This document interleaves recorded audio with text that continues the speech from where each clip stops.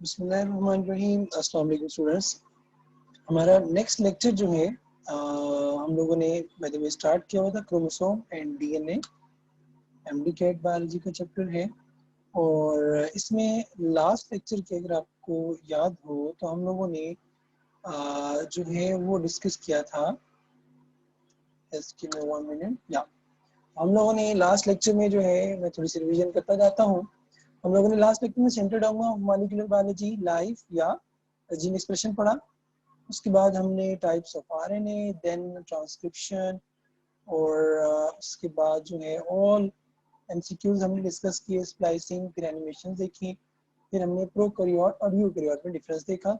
उसके बाद हमने जेनेटिक कोड को जो है डिस्कस किया, और माइटोकॉन्ड्रिया की जो वेरिएशन थी उसको भी हमने साथ डिस्कस किया।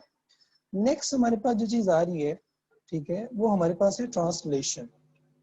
अच्छा, अब ट्रांसलेशन की अगर हम बात करेंगे, ठीक है, तो कुछ इनिशियल पॉइंट्स जो मैं डिस्कस करना चाहता हूँ वो ये है कि अगर हम बात करते हैं ट्रांसलेशन की, तो आप लोगों को आइडिया है कि प्रोकैरियोट्स और यूकैरियोट्स में, ठीक हो गया, दोनों के अंदर राइबोसोम्स एग्जिस्ट करते हैं। ठीक,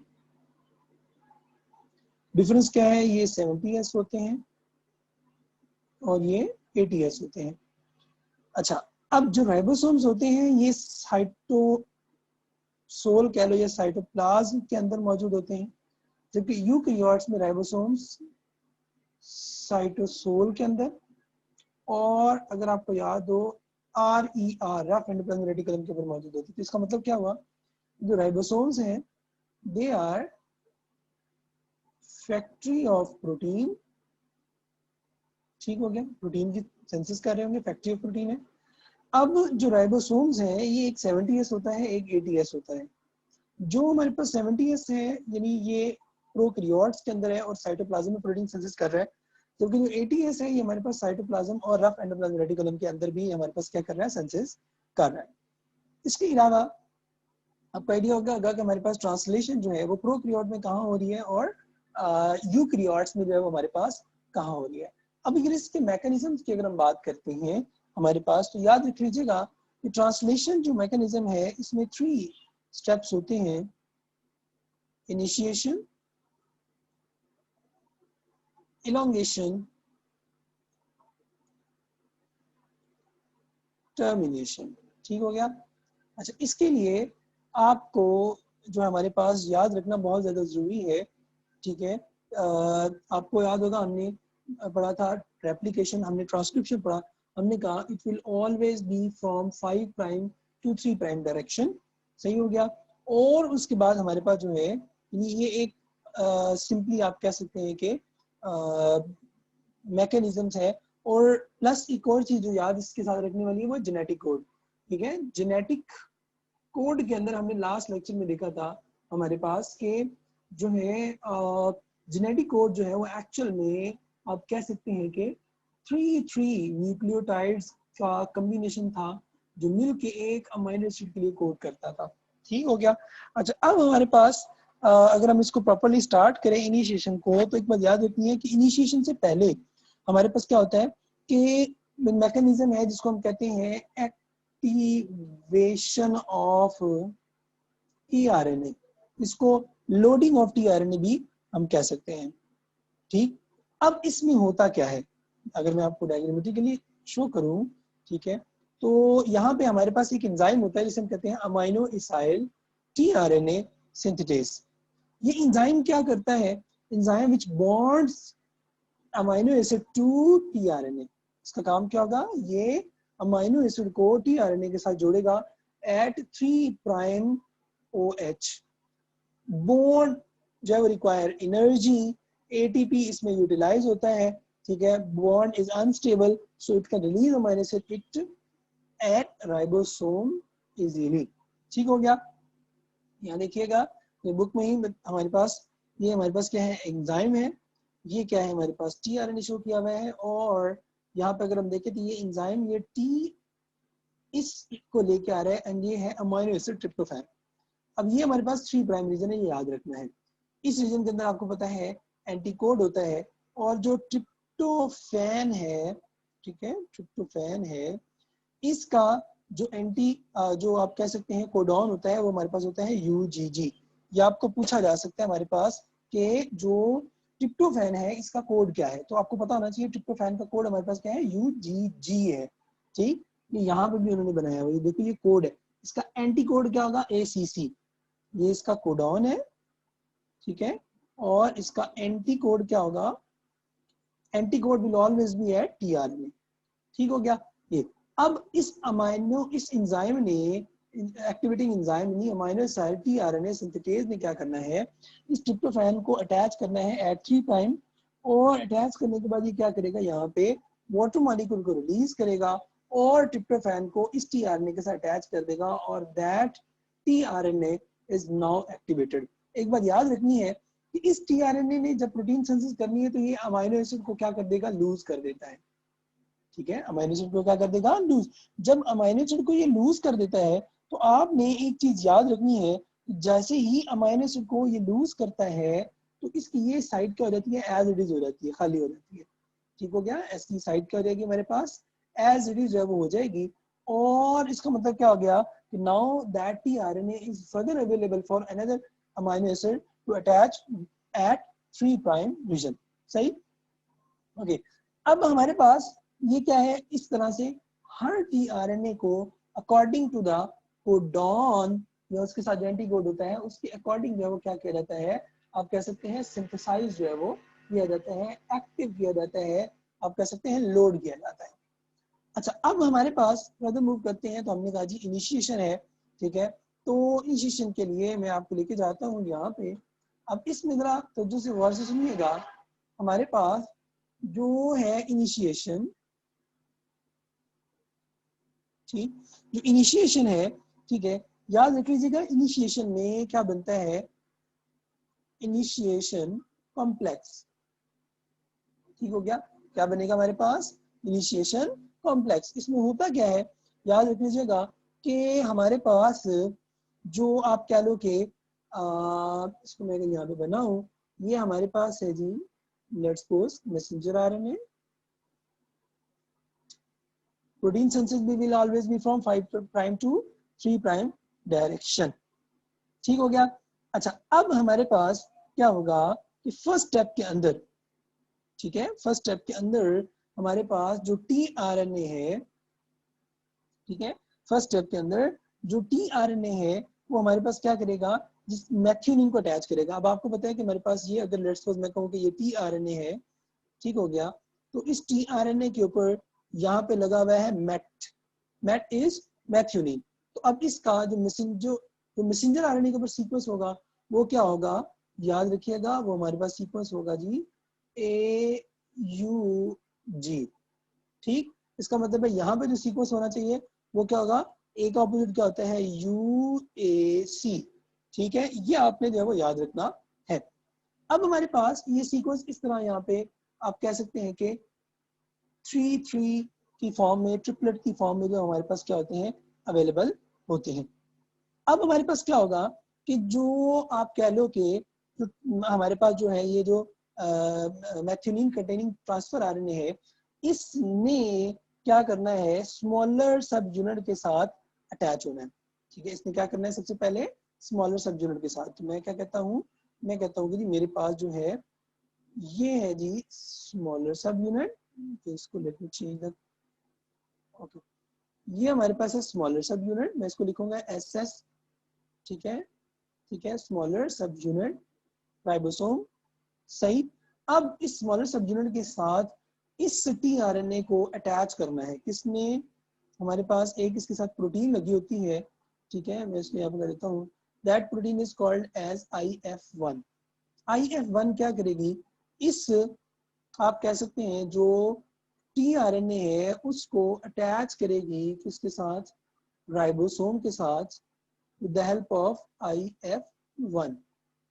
ठीक है, क्या करेगा IF1, जैसे ही IF1 में इसके साथ अटैच हुआ, ठीक है, इसके बाद क्या होगा हमारे पास कि सिंपली जो राइबोसोमल सब यूनिट है, ठीक है, जो हमारे पास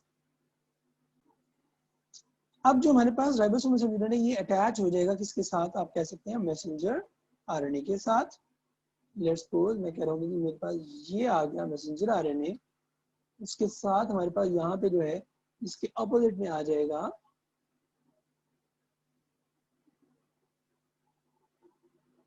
ठीक हो गया, ये मेट आ गया और इसमें जो है UAC ठीक है, ये हमारे पास जो है सीक्वेंस होगा। अब इसको लेके कौन आया था, IF मैंने कहा 1। अब एक और प्रोटीन होती है ठीक है जिसको हम कहते हैं IF2। IF stand for initiation factor. अब हमारे पास क्या होगा, जो इनिशिएशन फैक्टर है ये स्मॉलर सब यूनिट को आप कह सकते हैं कैप्चर करती है, और इधर से हमारे पास क्या होता है जो आप कह सकते हैं कि इन्हें फिक्स कर रही होती है। स्मॉलर सब यूनिट ने मैसेंजर आरएनए को फिक्स करना है IF2 की मदद से, और IF1 ने ट्रांसफर आरएनए को अटैच करना है एट कोडिक रीजन। इसके बाद क्या जिस रीजन पे ये सबसे पहले लेके आती है that site will be called as, इसको हम कहेंगे P साइट। अब हमारे पास जो है 3 रीजन होते हैं आप कह सकते हैं इस रीजन के अंदर, एक होती है E साइट, एक हमारे पास P साइट और एक A साइट।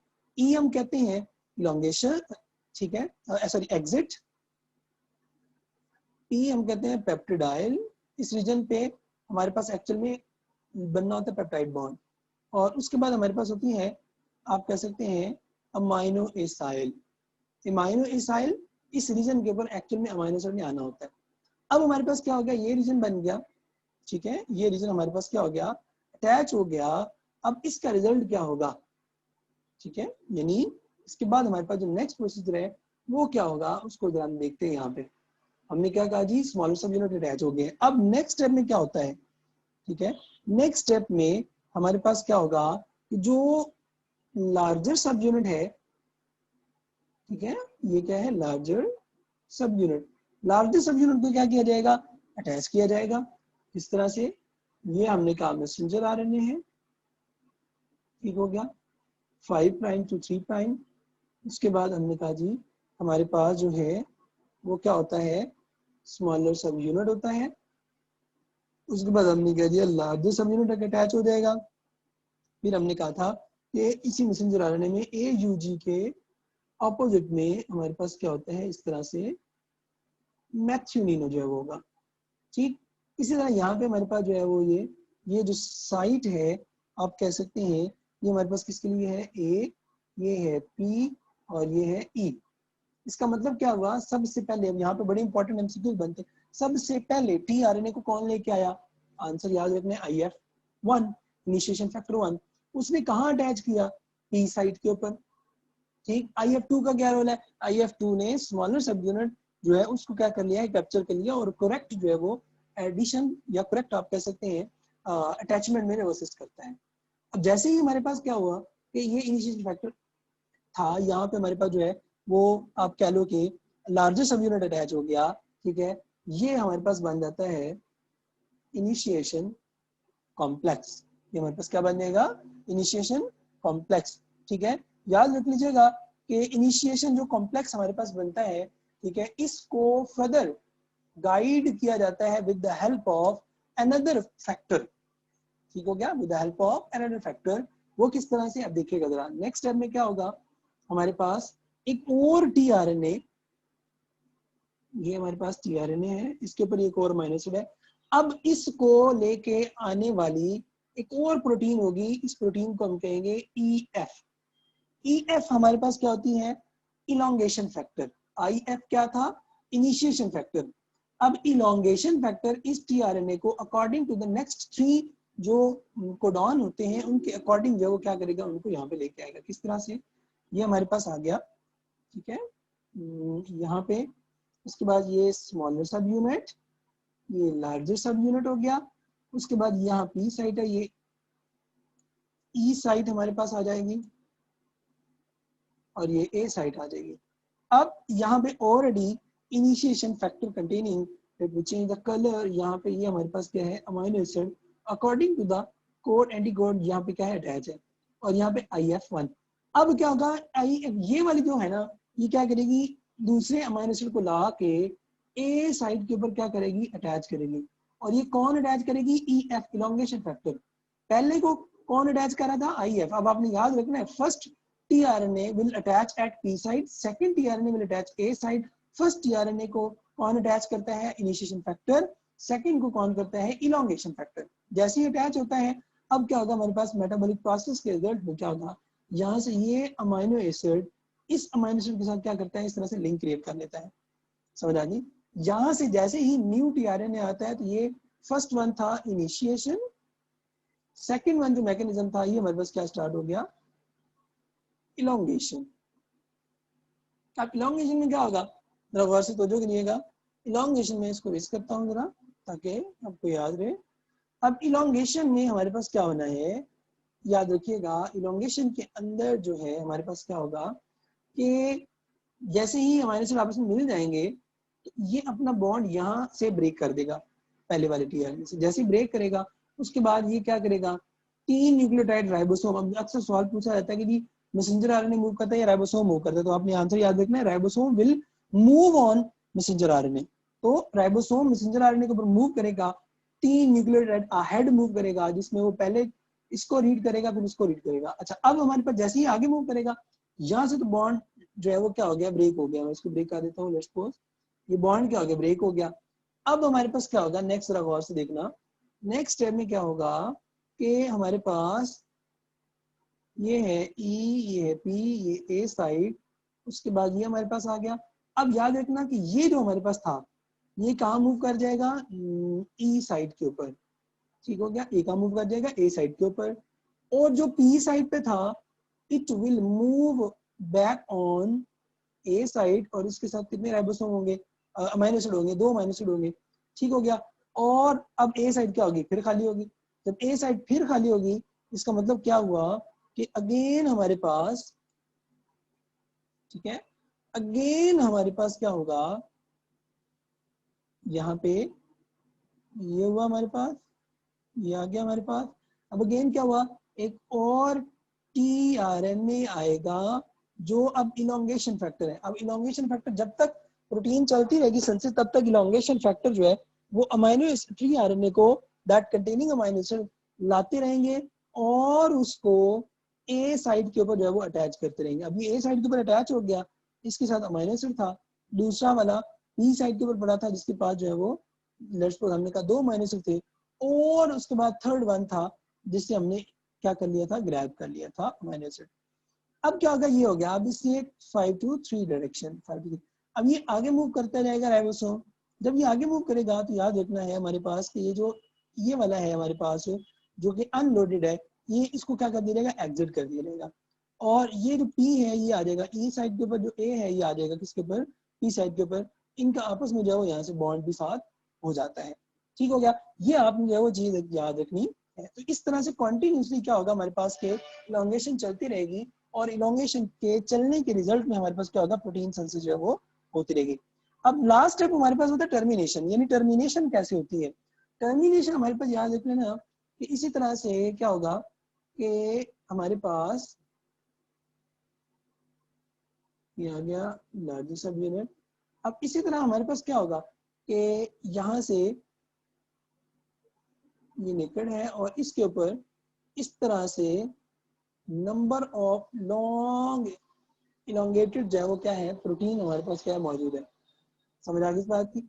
और ए साइड हमारे पास क्या है, अवेलेबल है। इस सूरत में क्या होगा, अगर तो हमारे पास प्रोटीन सिंथेसिस होती रहती है तो tRNA आता रहेगा, but if there is no synthesis, protein synthesis, उस सूरत में क्या होगा कि स्टॉप कोडॉन आता है यहाँ इस रीजन के ऊपर, ए साइड के ऊपर।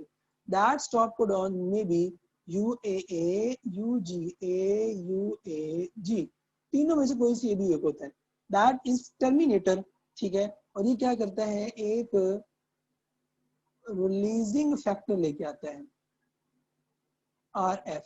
ठीक हो गया, ये रिलीजिंग फैक्टर लाता है और ला के उसको ए साइड पे जोड़ देता है। जैसे ही इसको ए साइड पे अटैच करेगा, यहाँ से फर्दर जो है वो हमारे पास आप कह सकते हैं कि वो आप कह लो कि दोबारा से टर्मिनेशन होगी। जब टर्मिनेशन के बाद दोबारा से हम जो है वो क्या करेंगे, यहाँ से अगेन जो है वो प्रोटीन सिंथेसिस नहीं हो पाएगी। ठीक हो गया, मैं आपको दोबारा एक दफा लेके जाता हूँ। यहाँ देखें, ये हमारे पास हमने ये देख लिया इसको दोबारा देखिए, ये डायग्राम बुक की डायग्राम मैंने ऐड की हुई है। इसमें स्मॉलर सब यूनिट है, टीआरएनए है, और उसके बाद हमारे पास क्या है, ये मैसेंजर आरएनए। ठीक है, ये सीक्वेंस आपको बता रहे हैं, लेडर सीक्वेंस।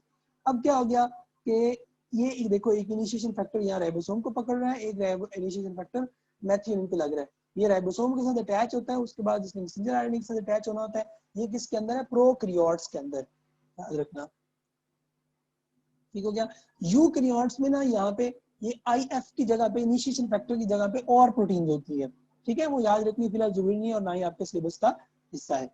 अच्छा, उसके बाद क्या होगा, जैसे ही आया उसके बाद हमारे पास इनिशिएशन ये कॉम्प्लेक्स बना, लार्जर सब यूनिट अटैच होगा, जिसकी वजह से E साइट, उसके बाद P साइट और A साइट हमारे पास जो है वो बन गई। ठीक है, मैंने बुक के डायग्राम इसलिए ऐड किए ताकि आपको बुक से भी याद करने में कोई मसला ना हो। अब जब हमारे पास इनिशिएशन कॉम्प्लेक्स बन गया, देन हमने कहा कि जो इलॉन्गेशन फैक्टर है, ठीक है, ये क्या कर रही है, इस टीआरएनए को उठा के लाती है और इस जगह पे अटैच करती है ए साइट के ऊपर। ए साइट पे अटैच होगा, जिस तरह ये अटैच हो गया है, उसके बाद ये आपस में लिंक कर लेगा। ठीक है, ये आगे मूव करेगा। ये जो मूवमेंट ऑफ है ना हमारे पास, इसको हम क्या कहेंगे, ट्रांसलोकेशन। ठीक है, इसको हम क्या कहेंगे, ट्रांसलोकेशन। और ये प्रोसेस कंटिन्यू रहेगा, और उसके बाद अगर ये कंटिन्यू रहेगा तो एक लॉन्ग चेन ऑफ प्रोटीन बना देता है, जिसके एंड पे हमारे पास क्या होता है, releasing factor. When stop codon comes. ठीक हो गया। अब ये क्या करेगा, रिलीजिंग फैक्टर अटैच करेगा, तो ये सारा का सारा जो पार्टिकल है ये क्या हो जाएगा, डिसइंटीग्रेट हो जाएगा। यहाँ देखिए दोबारा, यहाँ पे क्या हुआ, ये ऑलरेडी इनिशिएशन फैक्टर ने लगा दिया था, यहाँ पे इसको इसने संभाल लिया था, यहाँ पे इसको लेके आ रही है इलॉन्गेशन फैक्टर, ये ए साइड के ऊपर है, ये यहाँ से बॉन्ड लिंकेज करेगा। जैसे बॉन्ड लिंकेज करेगा हमारे पास क्या हो जाएगा कि ये आ जाएगा, पेप्टाइड फॉर्मेशन होगी, पी इधर ही रहेगा, ए अब ये आगे भी मूव कर जाएगा, और यहाँ पे ए साइड हमारे पास क्या जाएगी, अगेन खाली हो गई। ठीक हो गया।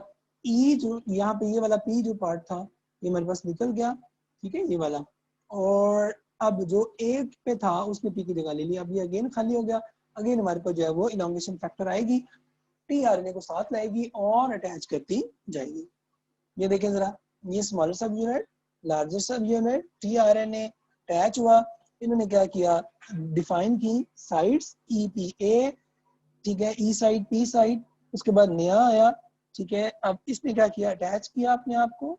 ठीक, ये देखें जरा, इस तरह से कंटिन्यूसली टीआरएनए जो हमारे पास होते हैं वो यहाँ ई रीजन से एग्जिट हो जाते हैं, जबकि उनके पास ये किधर जाते हैं, दोबारा एक्टिव होने के लिए जाते हैं, क्योंकि इनके ऊपर जो माइनस था वो तो उतार लिया ना राइबोसोम ने। तो अब हमारे पास जो है ये दोबारा से क्या करेगा, इसको प्रॉपर्ली आप कह सकते हैं, जैसे ही टर्मिनेशन आएगी एंड पे वो टर्मिनेट जो वो कर जाता है।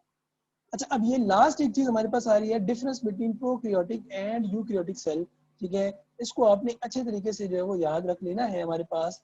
ठीक है, और वो किस तरह से है कि सबसे पहले जो हमारे पास दे रहा है प्रोकैरियोट और यूकैरियोट में डिफरेंस, राइबोसोम स्मॉलर होते हैं, यहाँ पे राइबोसोम लार्जर होते हैं, ये हमने पढ़ा है 30S होता है, 50S होते हैं, ओवरऑल 60S हो जाते हैं, और 50-30 होते हैं।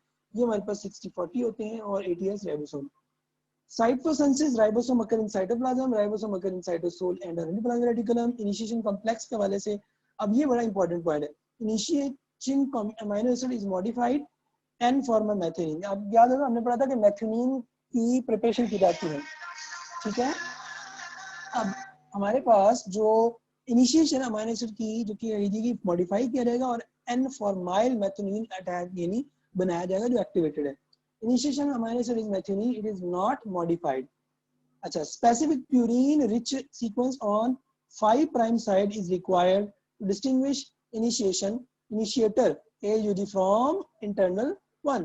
तो कह रहे हैं कि इस तरह से ना प्यूरिन्स क्या होती हैं भला, हमारे पास हमने पढ़ा था A और G हमारे पास आ जाएगा, A और G हमारे पास क्या प्यूरिन है। तो वो कहता है कि जी AG इस तरह का बहुत ज़रा सीक्वेंस होगा। ठीक है, जो आइडेंटिफिकेशन होगी प्रोकैरियोट के अंदर। यूकैरियोट में there is no need of specific purine which sequence instead the AUG nearest 5' end messenger RNA हमारे पास क्या हो जाएगा, usually selected as start site। ठीक हो गया, यानी AUG दोनों में ही है, बट डिफरेंस क्या है कि यहाँ पे AG रीजन आ रहा है और इसके अंदर वो नहीं होता। messenger RNA is polycistronic, it can serve as template for the synthesis of several protein। polycistronic हम कहते हैं कि एक messenger RNA है वो एक से ज्यादा प्रोटीन को कोड कर सकता है, जबकि जो हमारे पास मैसेंजर आरएनए बनता है यूकैरियोट के अंदर, उसके अंदर एक मोनोसिस्टोनिक होता है। मोनो मतलब एक ही आप कह सकते हैं मैसेंजर आरएनए से एक ही प्रोटीन जो है वो बनती है।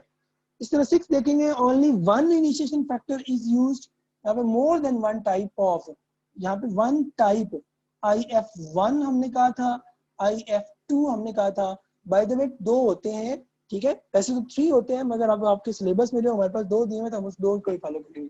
तो 2 हमारे पास इनिशिएशन फैक्टर IF1 IF2 हमारे पास रेंज होंगे जिन्होंने क्या करना है, स्टार्ट करना है, और इसके अंदर यूकैरियोट के अंदर जो वो ज्यादा होते हैं। उसके बाद हमारे पास जो है आ जाते हैं रिलीजिंग फैक्टर्स आर यूज्ड, इसमें सिंगल रिलीजिंग फैक्टर जो हमारे पास क्या होगा, यूज होगा। ठीक हो गया। तो इस तरह से ही हमारे पास जो है ट्रांसलेशन जो है वो एंड तक पहुंचे। ठीक है, मैं एक दफा रिवाइज कर देता हूँ। हमने यहाँ से स्टार्ट लिया ट्रांसलेशन, कुछ एमसीक्यू डिस्कस किए, फिर कॉन्सेप्चुअली हमने उसको डिस्कस किया। ठीक है, तो इस तरह से ये हमारे पास जो है वो अपना जो है प्रोकैरियोट और यूकैरियोट के अंदर जो हमने डिस्टिंक्शन देखी। ठीक हो गया। ओके जी, इस तरह से हमारा चैप्टर कंप्लीट हो गया। और इसमें हम ये कह सकते हैं कि इसके अलावा हमारे पास जो है वो जो फिलहाल सिलेबस के अंदर है, ठीक है, वो होपफुली हमने जो है वो क्या कर लिया है, कवर कर लिया है। ठीक है, मैं एक दफा सिलेबस भी देख लेता हूँ ताकि हमें कंफर्मेशन हो जाए। ठीक हो गया। तो ये हमारे पास देख लीजिएगा, हमने क्रोमोसोम न्यूक्लियोसोम ये सारा हमने पढ़ लिया। ठीक है, जेनेटिक इन्फॉर्मेशन रिलेटेड इन्फॉर्मेशन पढ़ ली हमने। उसके बाद हमारे पास जो है वो हमने देख लिया डीएनए रेप्लिकेशन, हाइपोथेसिस, ये सारा हमने पढ़ लिया था लास्ट सेकंड लेक्चर में। ट्रांसक्रिप्शन पढ़ ली, ट्रांसलेशन जो है हमने इस लेक्चर में पढ़ ली। ठीक हो गया। तो एमडी कैट के अकॉर्डिंग हमारा जो ये वाला सिलेबस है ये कवर हो गया।